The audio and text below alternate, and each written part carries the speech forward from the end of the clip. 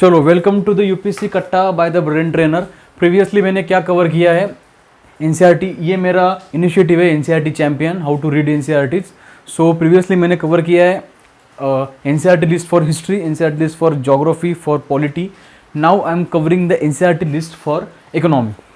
ठीक है, इकोनॉमी ये एक ऐसा सब्जेक्ट है कि मुझे अक्सर इस बात का बुरा लगता है कि वाई फ्रॉम नाइन्थ।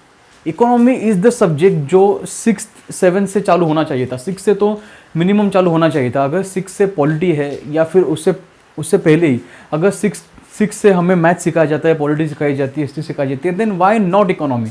ठीक है, बहुत बेसिक लेवल पे शायद सिखा सकते थे, बट वाई नॉट। तो ठीक है, तो हम यहाँ पे गवर्नमेंट के वो पॉलिसी को क्रिटिसाइज़ करने नहीं खड़े हुए। हम लोग ये देख रहे हैं कि यूपीएससी के लिए कौन सी एनसीईआरटी इंपॉर्टेंट है। ठीक है, सो चलो, इकोनॉमी का एक एडवांटेज मिला हम लोग को कि चालू ही होती है वो 9th के एनसीईआरटी से। 9 से 6, 7, 8 में इकोनॉमी का कोई रेफरेंस नहीं आएगा आपको। सो 9th में, सो 9th एंड 10th का जो एनसीईआरटी बुक्स है वो आपको एक बेसिक आइडिया देगा ऑफ सब्जेक्ट कि इकोनॉमी का इकोनॉमी जो सब्जेक्ट है उसे कैसे पढ़ना चाहिए।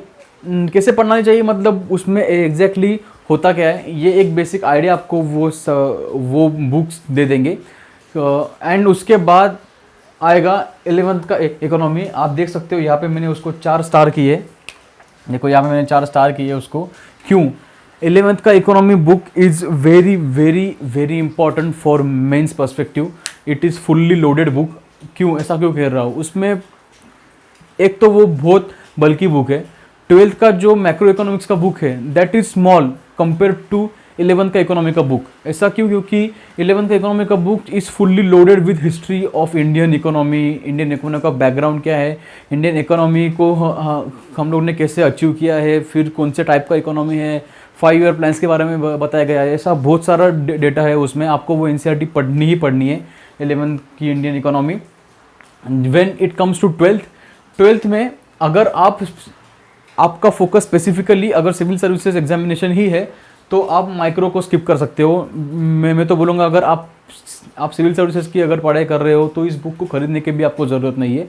बट अगर आप सीएपीएफ या सीडीएस की अगर प्रिपरेशन कर रहे हो तो थोड़ा बहुत माइक्रो इकोनॉमिक्स का रेफरेंस आ सकता है आपके कुछ क्वेश्चंस में।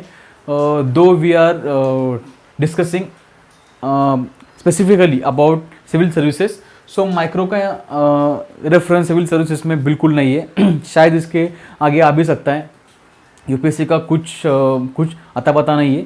लेकिन यूपीएससी इज़ वेरी, क्या बोलते हैं, मतलब उसे एक वर्ड इंग्लिश में शायद याद नहीं आ रहा है मुझे। यूपीएससी को हम जज नहीं कर सकते। ठीक है, यूपीएससी कुछ भी मतलब, हाँ, UPSC is unpredictable. We cannot predict what UPSC will ask. ठीक है, सो माइक्रो का अभी तक तो यूपीएससी के सिलेबस में कोई रेफरेंस नहीं था, इसके आगे पता नहीं सकते। बट स्टिल मैं आपको मेरी गारंटी पे बोल सकता हूँ कि माइक्रो आप नहीं खरीदोगे तो भी चलेगा।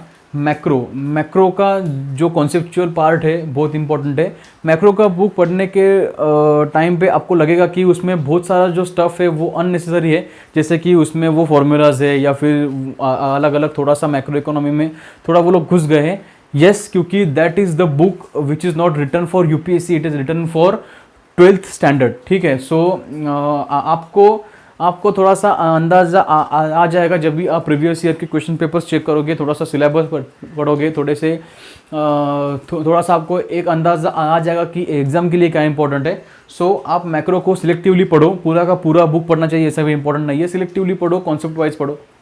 ठीक है, उतना कर सकते हो। अभी कौन सा पढ़ना है, कौन सा स्किप करना है? 9th एंड 10th की NCERT on my words you can skip, कुछ फ़र्क नहीं पड़ेगा।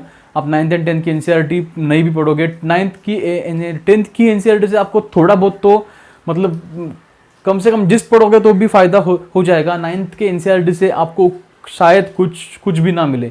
मतलब it is written like a story, yes, because it is introductory book. 9th के बुक से ही इकोनॉमिक्स का स्कूल सिलेबस में इंट्रोडक्शन हो रहा है, तो आप समझ सकते हो कि 9th का बुक्स कितना बेसिक होगा।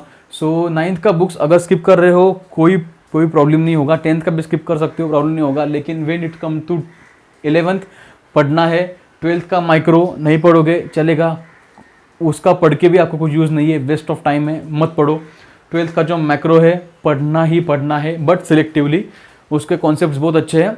उसके बाद जो स्टैंडर्ड बुक्स है उसके बारे में बात करेंगे हम लोग, क्योंकि इकोनॉमी एक ऐसा सब्जेक्ट है जो स्टैंडर्ड बुक्स के बिना आप कंप्लीट नहीं कर सकते। सिर्फ एनसीईआरटी पे आप निर्भर नहीं हो सकते।